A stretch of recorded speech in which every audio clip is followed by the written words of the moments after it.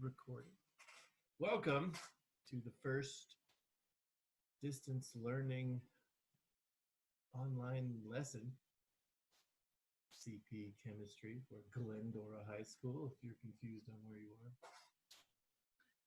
are. Anyway, what we're going to do in these is I'm going to basically lecture a little bit, answer questions if you have them, and then post this video up on the internet if you have not seen it because you weren't here. We have about 38, 39 of you here, so that's good. So I just wanted to show you some logistics of Zoom so we can talk about how to do these meetings. So what you're seeing is my screen.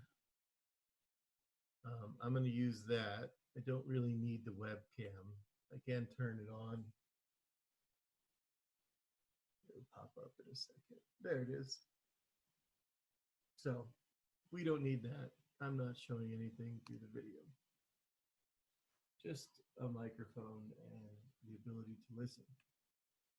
So what you're seeing is my screen. This is just a web page from University of Colorado. This is a simulation that they make that you guys can use. It's free. You can just click on it. And what we have here is gases. That's what we're going to talk about in this Unit 6. This would have been what we were covering if we were in school. That's what all those cans were for. What we're going to talk about today is the properties of gases, why they're different than liquids and solids, and then the ways that we measure them, which is different than liquids and solids. And then we're going to go specifically into talking about the measurement pressure and its units, because there are many different ways to measure pressure. So let's just look at the logistics of Zoom. So if you look down at the bottom of your screen, if you mouse down there, it says invite, participants, chat, record, reactions, all that stuff. In the bottom left corner, there's mute and start video. You guys are all muted by default right now. You can unmute yourselves, but that's what we're going to talk about as far as the logistics of Zoom. So click on the little window down there that says chat.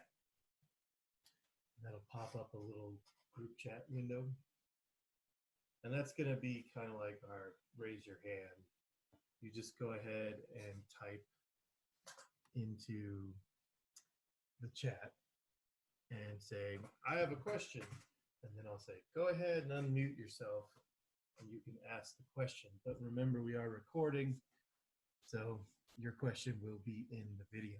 If you don't want to say your question, you can just type it out in the chat. And so that's how we're going to do that. There you go. All right, so I posted a lot of stuff to Google Classroom. And as you can see, we have all the Unit 6 stuff. After the "Are you are here" or "Are you here" message, I put up videos, and these are YouTube videos that you can use for this unit. Today, kinetic molecular theory, parts of it help, but mostly what is a gas video. It's only 4 minutes long. So I recommend watching that. Units of pressure is also what we're talking about today. So if you don't understand how we did it from this session, you can watch that 10-minute video, much shorter than this conversation. And then there's the video that some of us watched in class before we had to stay home. Okay. So yeah, so there's that. And then right here is the notes on pressure. It's a PowerPoint. Okay, and nature of gases. These are the gas law notes. This is going to be for our next meeting. And then we have gas stoichiometry, which is the end of this little unit. And then a lot of people have been asking about where's the homework packet. It's right here, practice problems. So none of these pages are due. You don't have to print this out. You will be given one of these when you get back, if we get back. And at which point, if you've been following along, it'll already be done. So you'll just get your full credit when we get back. But again, the only thing I'm looking at for this unit will be, while we're gone, is these quizzes. So if you look down here, we have a quizzes. This one's on pressure. And you click on there, you do the quizzes. If you use your real name, I'll know to give you credit for it. And that's the only thing that is graded, quote unquote. Your grades are frozen at the point where we left, which would have been the end of the quarter. So all you can do is boost your grid. And so all of this Unit 6 stuff, what we're going to be talking about is going to be the content that we do when we get back. It'll be a little bit shortened because many of you will have already done it. But if you want to boost your grade during this time, those quizzes will help you. They'll make your grade go up. But also doing the work will get you ahead. So when we come back, you are ready to go. You'll have read it, you'll have listened to it, you'll have tried it, and then we can just do 4 or 5 labs, go over how this works in the real world, not the digital world, and then you'll turn all that in and get an A. Someone asked, is there a specific day the quiz needs to be finished by?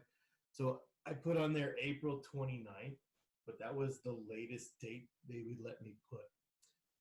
Everything is low key. So even though the quiz that I posted represents what we're doing right now, you can take it now, you can take it next week, you can take it the week after.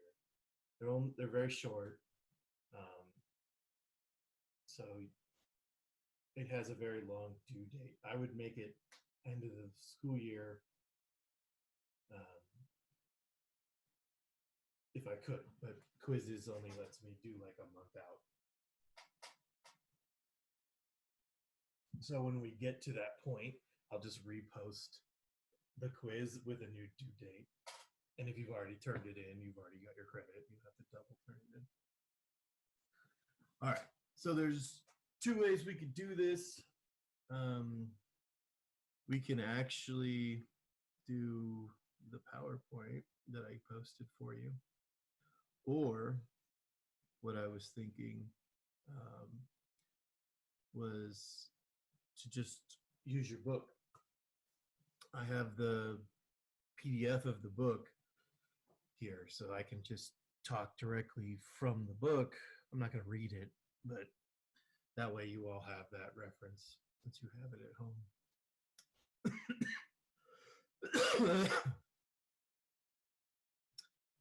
Anyway, let's try. So you let me know if you would rather have PowerPoint guide the conversation, or do you want to have the book? As you can see, this is the book. So,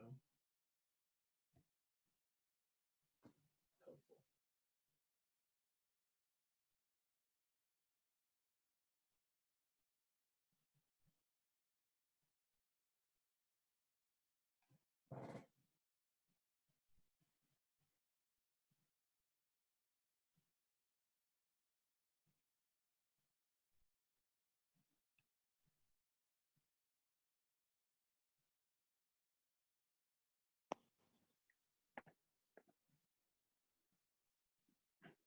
Hmm.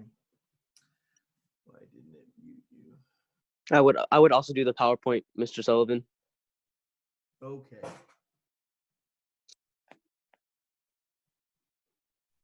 All right. Boop. There she is. Let's just get right into it. Since you guys have kind of seen how things are going to go down, you don't need your cameras on. If you'd like to ask a question, just type it into the chat, and then you can unmute yourself. Okay, thank you, Mr. Sullivan. Thank you. Anyway, so when we talk about states of matter, we're no longer just looking at it in terms of a younger mindset where we're talking about these are hard, these are liquid, what's a gas. I have the meeting up and my headphones, so I'm hearing what you're hearing. If I turn the microphone up anymore, you're going to hear a lot more weird sounds in the background. So just turn up your volume. If it's up all the way, then I don't know what to tell you because I'm basically got my face up against the computer. So anyway, so in previous classes, when you talked about solid, liquid, and gas, you probably thought about it in terms of rigid for solids, fixed arrangement, all the molecules are touching each other.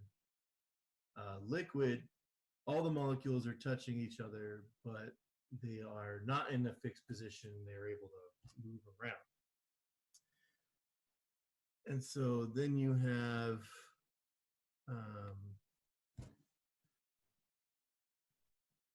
gases, which are not touching each other. They actually undergo what's called elastic collisions. You can see that in this slide here. Particles in motion, gas is constant, random motion. And it says collisions are elastic. So what does that mean?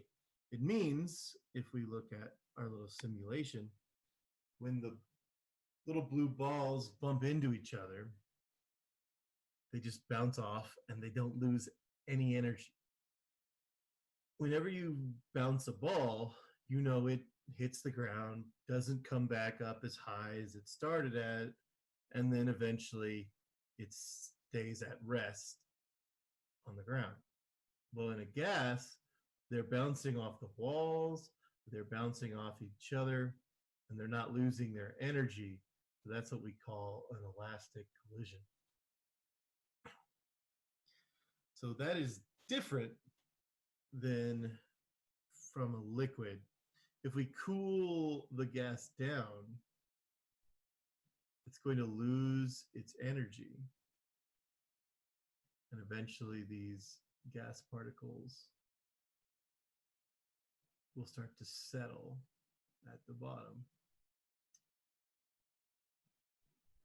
Now, this is saying we're approaching what's called absolute zero, at which point, unless this was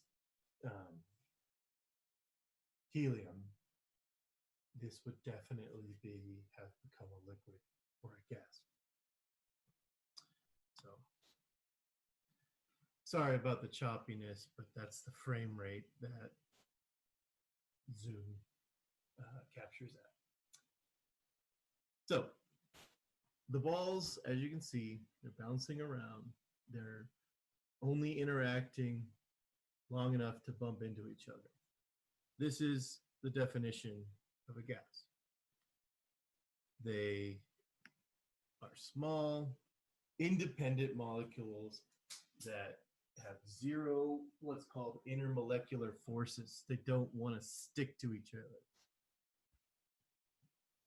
This idea of the particles moving around is what is temperature. When we talk about measuring temperature, What we're actually talking about is how much movement the molecules have. It's called average kinetic energy. So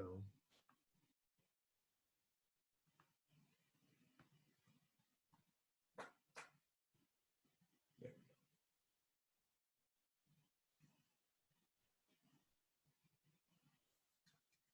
Takes a little while to open this. Okay, so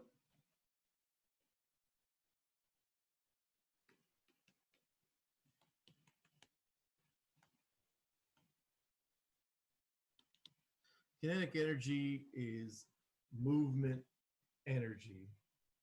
And so if we look at a system, whether that's a cup or your body or whatever, every single atom is moving. The sum of all this movement divided by the amount of movement is your average kinetic energy. And we measure this in temperature.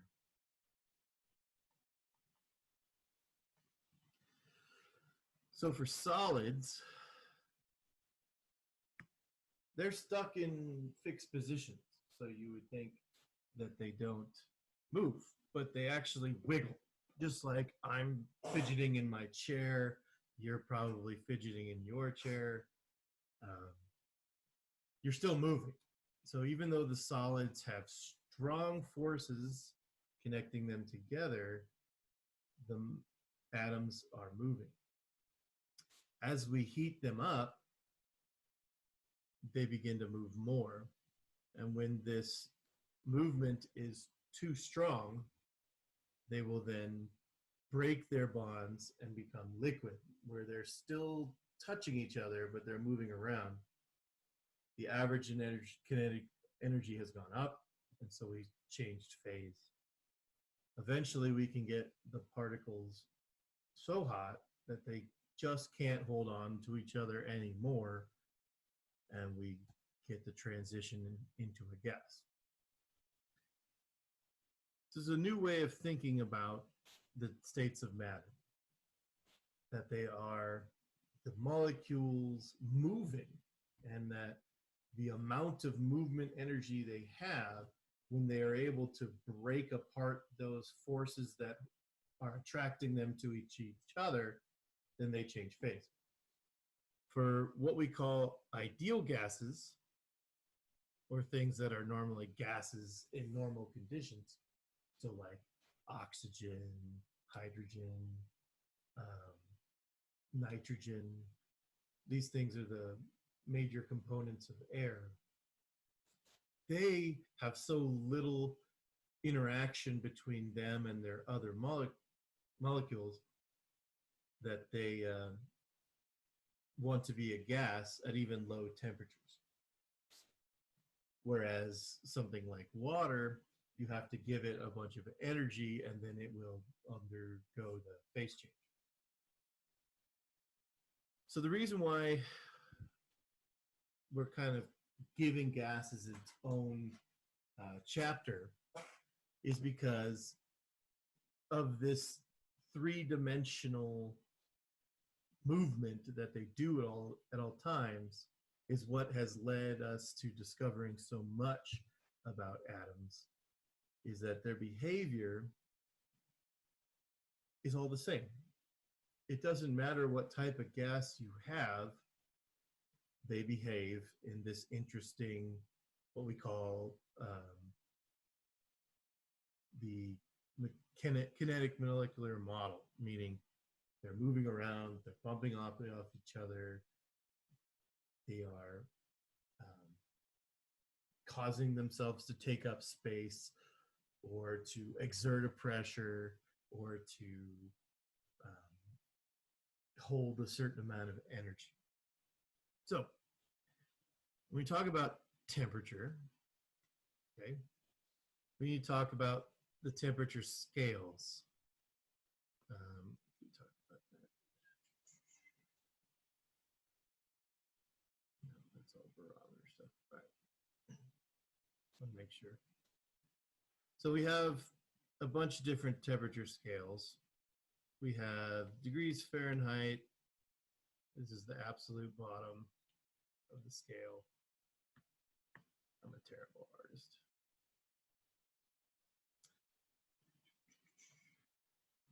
So we'll just do this thermometer. Degrees C is the one we use in science class. And then we have a new one called Kelvin.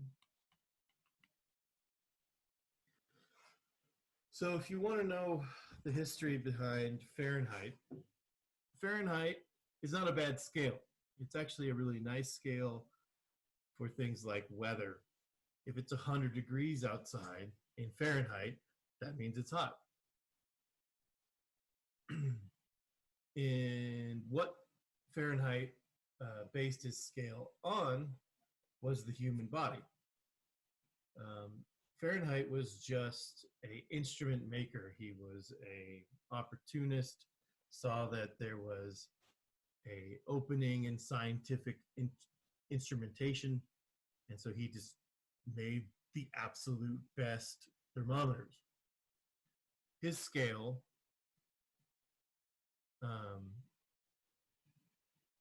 had a 0 mark, and it had an upper limit, but what he was interested in was making the temperatures all have the same temperature. So he used his body temperature and set that to 100. And then he used fractions to divide this up. And that's where the 32 per degrees Fahrenheit of ice forming comes from, because he was trying to divide it up into fractional amounts. So if 100 was body temperature and this temperature on his scale was freezing, dividing that into a half and then a fourth and an eighth and a 16th, 32nd, 64th.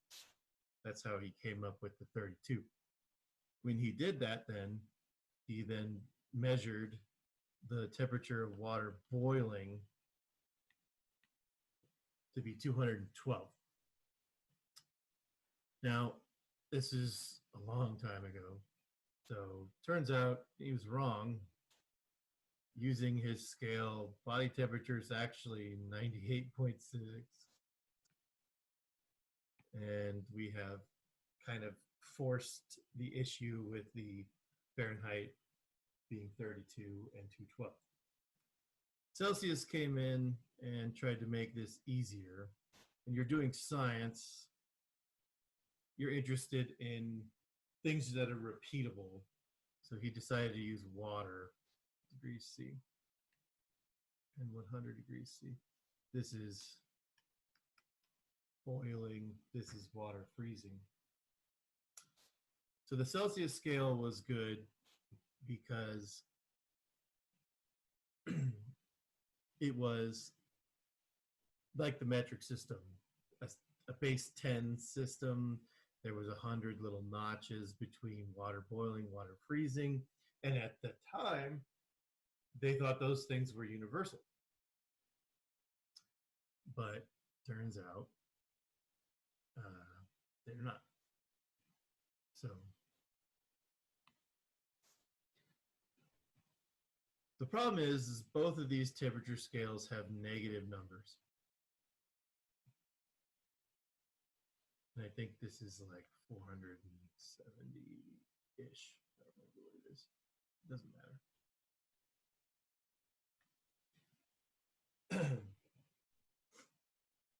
And these are the absolute bottom of the temperature scales. These are when the little balls completely cease to stop moving. They have 0 kinetic energy. So there was a problem with this. All these negative numbers in here made math for things like on gases really hard because it would come up with negative volumes, negative pressures. It didn't make sense to people at the time. So what they did is they used Kelvin. Kelvin does not have degrees, it's just Kelvin. And it's a scale that is the exact same as the Celsius scale. The only difference is that we move the 0 down here. So 0 Kelvin, which is K. Water then boils at 273 Kelvin. Because it's the exact same scale as Celsius, it just got rid of the negative numbers. And then that means this is 373 Kelvin. It's very simple. Kelvin is equals to degrees C plus 273. Now, if you want to know where to write this down, a very helpful thing in the homework packet is page 17. So if you want to print out any page, I recommend page 17. Because what page 17 has on it is a cheat sheet. And this is what would be your cheat sheet if we were in class. This is what you'd be able to use to make for the test. And as you can see, it says temperature down here. So you'd be able to write in there Kelvin equals degrees C plus 273. Right there. So we're going to use the temperature scale Kelvin for this unit to get rid of the negative numbers. For all other units that we've done before and the ones we're going to do when we get back, we're interested in change of temperature.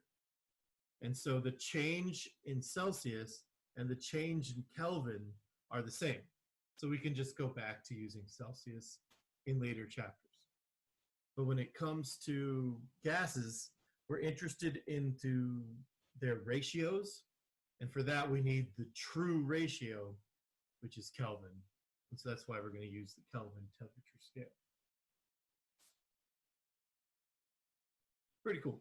There's a whole Veritasium video talking about Celsius and Fahrenheit, Kelvin, the helpful videos,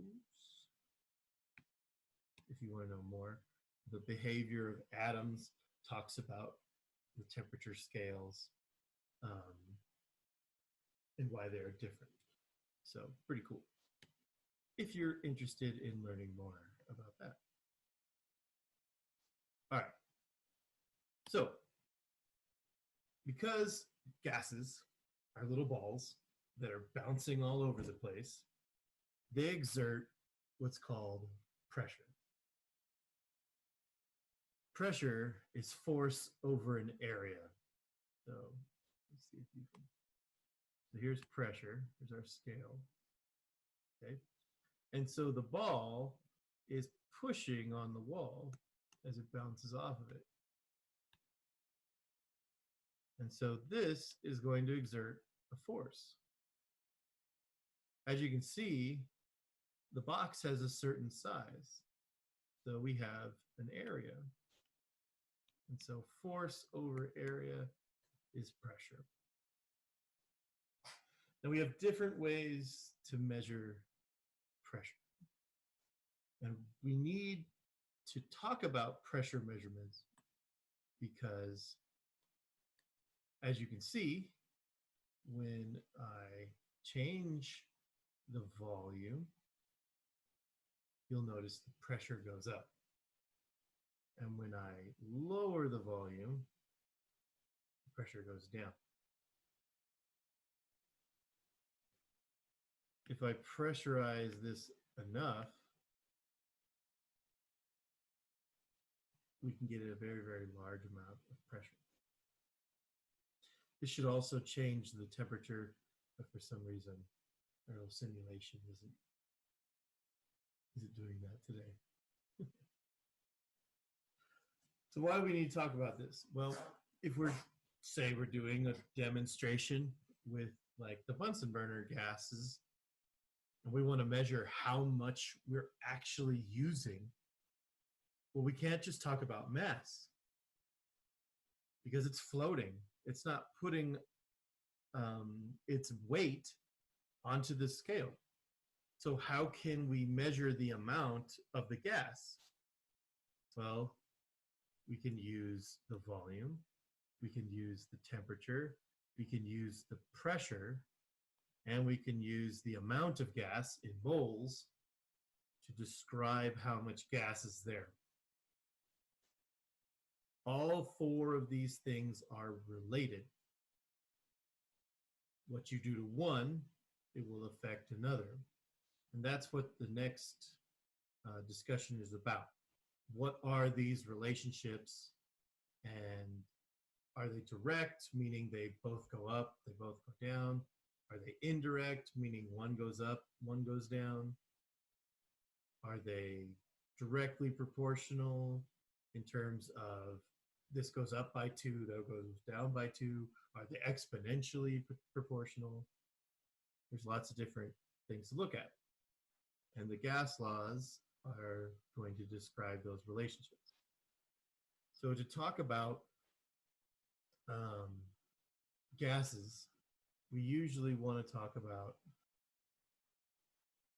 their pressures, their temperatures, their volumes, and their amounts.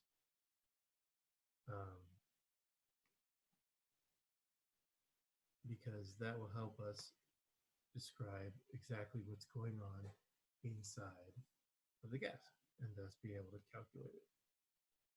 So,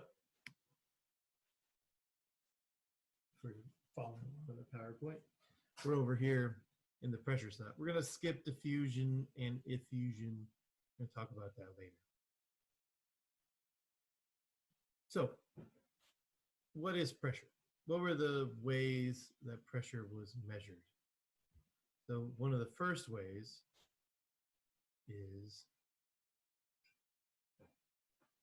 using mercury. And Boyle, believe it or not, is one of the scientists that invented what we talk about when we talk about our pressure measurements. Now what you can see here is a barometer. And what a barometer is a pool of liquid where the air is pushing down on that pool of liquid. Let's see if I can zoom up. Stop the annotation.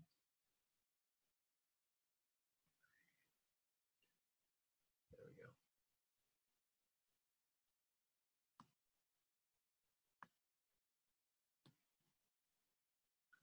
So the air in the room is pushing down on the top of what is mercury in this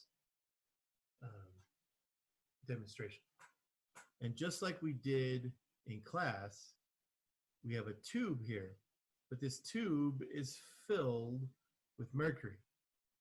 Just like when in class, I did the gas collection. I filled the graduated cylinder with water, turned it upside down and put it underneath a water bath like this, and the water didn't come out. Well, if I had a big enough graduated cylinder, there would be a certain amount of water that would eventually be strong enough to counteract this force. So the force of gravity on the liquid in the tube versus the force of air on the top of the liquid. For water, this column here would have to be about 30 feet tall before you would see the vacuum created in the top. So they didn't use water. They used mercury, which they were just obsessed with mercury back in the day. Awesome. Liquid metal, a lot of fun. Didn't really know its dangers at the time. So in the case of mercury, if we took 100, if this was 100 or centimeters, otherwise known as a meter, and we filled it with mercury, turned it upside down in a bath of mercury at what's called sea level, the pressure due to the air will only hold enough mercury to fill up 76 centimeters or 760 millimeters of mercury. So our very first pressure measurement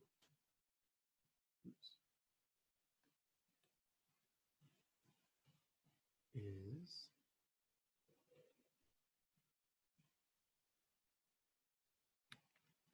millimeters of mercury.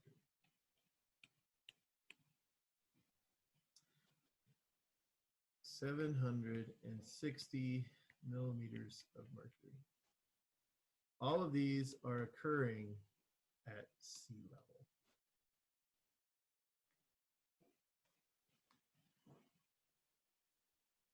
So again, where does this come from? It comes from the fact that liquids have mass and gases have mass, and they will try and push on each other because one's being affected by gravity and the other one is being affected by the kinetic energy of the gas. In our pipes, we put what's called traps. So imagine your sink's up here.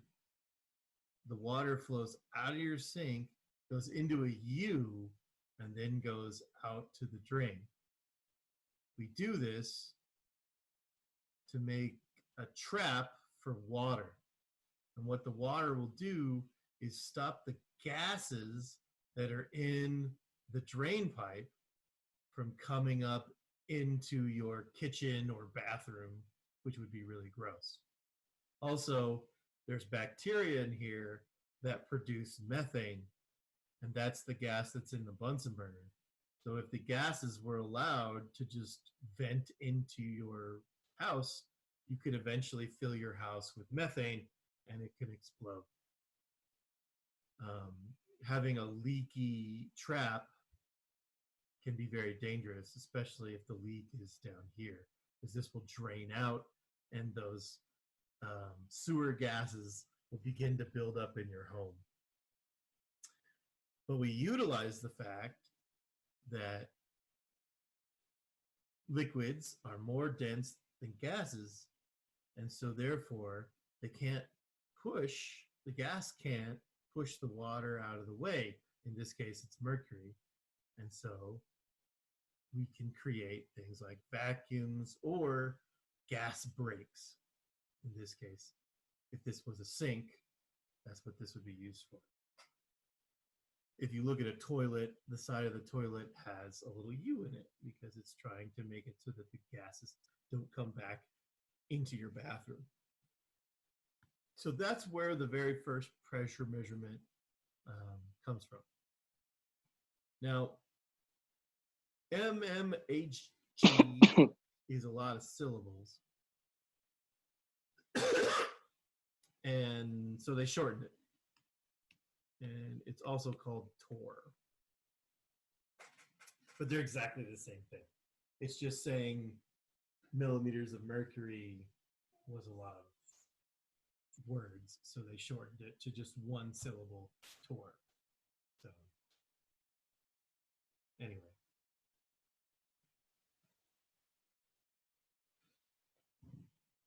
And again, this comes from what's called a barometer. This right here is called a barometer. Now, in a barometer that you might see for your like backyard,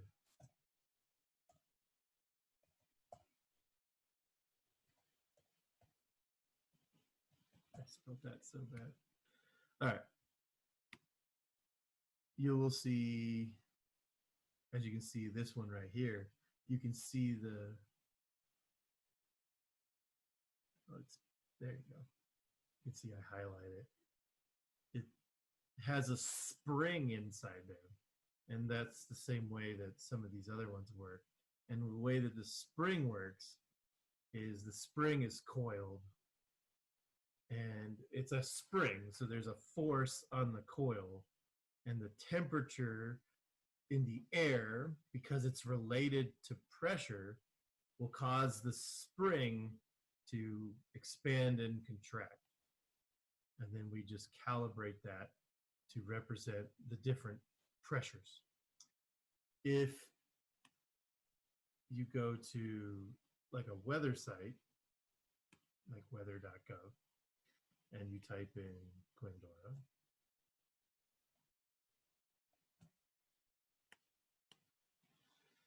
sometimes it will tell you the barometric pressure. Yeah, right there. In this case, it says millibar, which is another way to measure pressure. We'll talk about what that is in a little bit. So anyway, this is talking about the air pressure today in Glendora. You can also see inches of mercury. It's an inch. And that is just converting millimeters into inches. So that's where the 29 and the 30 and the 31 come from in a weather report. They're really the same thing as millimeters of mercury. It's just using inches because this is America. Inches. So anyway.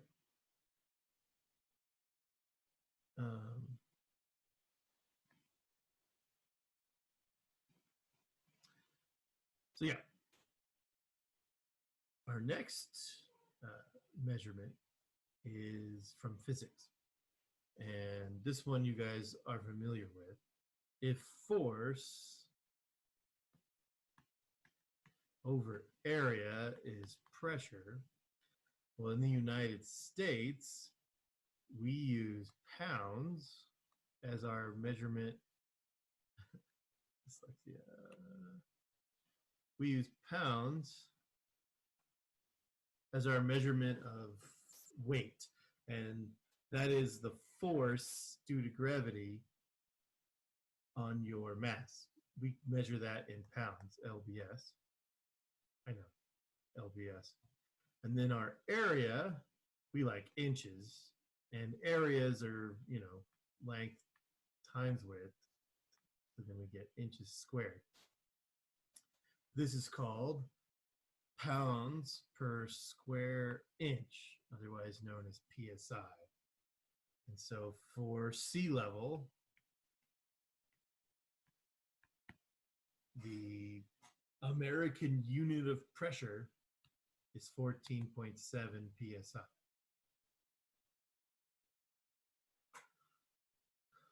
The metric unit for the same idea of force over area is what's called newtons. If you take physics, you'll learn that newtons is just kilograms due to the force of gravity, that kind of stuff. And then we use meters squared. And what this unit is called, rather than this big old mess, it's just named after the guy who invented it, Pascal. Has the abbreviation PA. But because the meter squared is so big, pascals are tiny. They're extremely small. So for the equivalent pressure in pascals, as in PSI, it's 101/300 pascals. And so because this is the metric system, we can shorten that to 101.3 kilo pascals. And all of these things are equal They all are the same thing.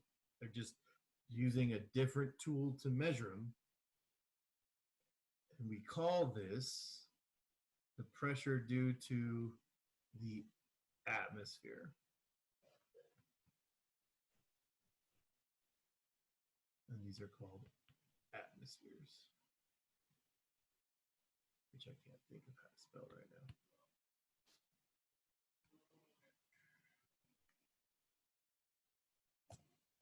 See if I would have spelled it right. I would have. It's so stupid. Okay.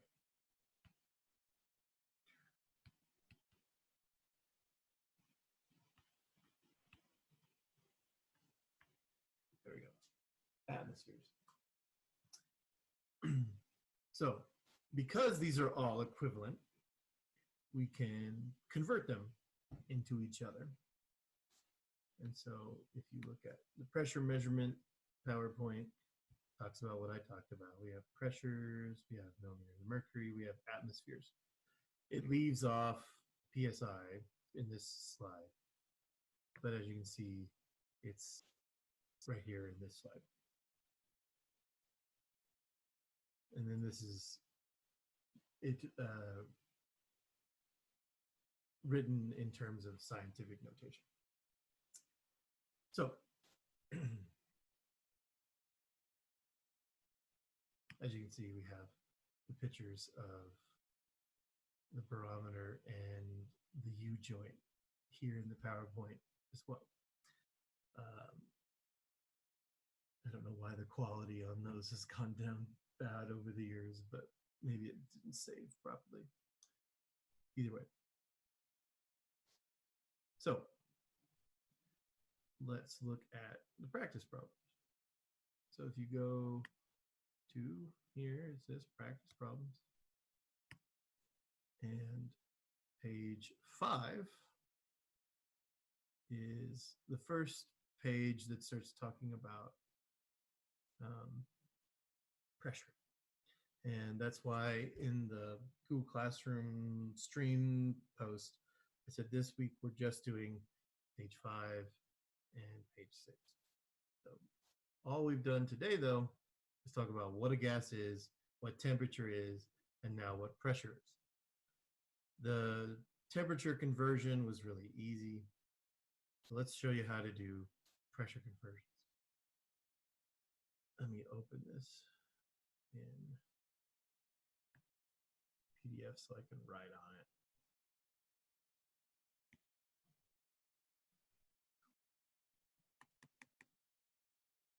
Okay. So remember, our equivalences are 1 ATM is 760 mmHg, which is the same thing as 760 torr, which is the same thing as 14.7 psi, which is the same thing as 101,300 pascals. And if we just move the decimal, 101.3 kilo pascals. So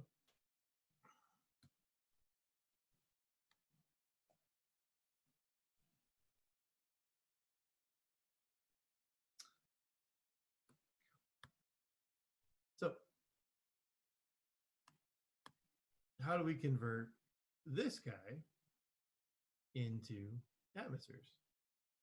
Well, 1 equals this. So treat it just like we did in the previous unit. And we're going to multiply it by the conversion factor.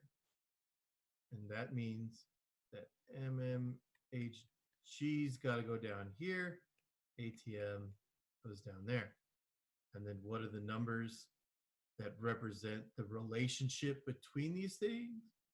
One of these is 760 of those. And so all we have to do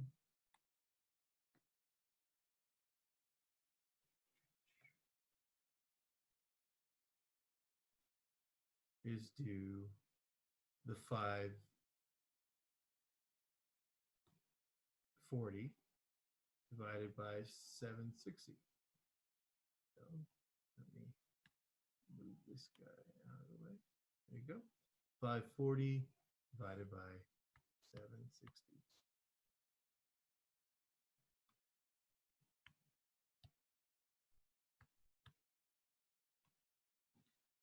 And that's what we have as far as the number of atmospheres, 0.71. So this guy equals 0.71 ATM. Now, why would you want to do this conversion? Say, for instance, you're interested in the weather. You're probably going to put a barometer outside. That's going to measure in mmHg or torr or inches of mercury. But then when you go to do your math might use ATM or pascals or what have you. Or if you're just trying to get an understanding of how much pressure is actually occurring, then thinking about terms of PSI, because that's how our brain works, kind of like pounds per square inch. When you are at the beach, the air pressure is 14.7 PSI. So when you think about a tire, and a tire's pressure is going to go to 30 or 35 PSI, you can be like, oh, that's about twice the atmosphere. There's like 2 times as much pressure inside that tire. So since we're almost done here, I'll show you a couple more examples of how to do this page, and then we'll come back to it later in the next session. So now in this next part, they want us to convert to millimeters of mercury. Now, I already did that example here, so let's do an example going from kilopascals to millimeters of mercury. Now remember, all of these things are equivalent. So we just look at our numbers. kPa says 101.3 and mmHg says 760. So how do we do this math? Just like we did in the previous unit.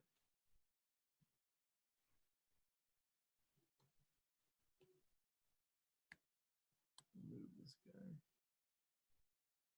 Make this guy smaller.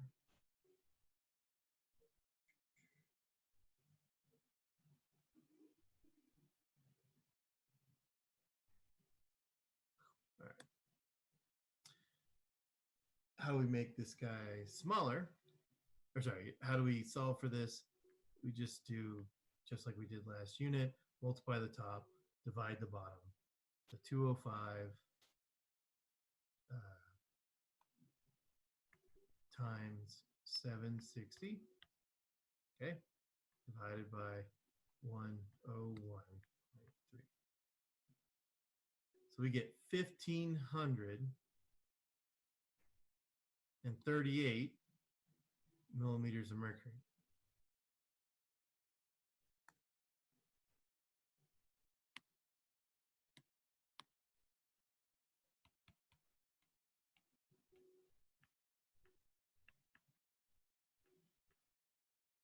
That makes sense. If it's 100 per atmosphere and we have 200, then we're just going to double this, basically. So that's it. That's how you do it. You can do that for every single one of these problems. Now, the last thing we're going to do is take a look at these problems right here. An experiment in Sandia National Labs in New Mexico is performed at an atmospheric pressure of 758.7 mmHg. Is this pressure above or below sea level? And it wants you to convert it. Well, let's take a look at a picture here. and ask ourselves if this is above or below sea level. So we have the ocean, and then we have a mountain. If this is the top of the atmosphere, how much air is pushing down on the sea versus the top of this mountain? The sea has more air than the mountain does pushing down on it. And just like in the ocean, the further you go down deep into the ocean, the higher the pressure increases. So at sea level, we have 760. But as we go up this mountain, it's going to start going down. 700 mmHg. And then if you're able to go into like a valley, because there's even more air, you might get 820 mmHg. So the higher it is, the less the pressure. The lower it is, the more the pressure. When we look at this problem, this is above or below 760. This is below. So because we have less pressure than we would at sea level, we are above sea level.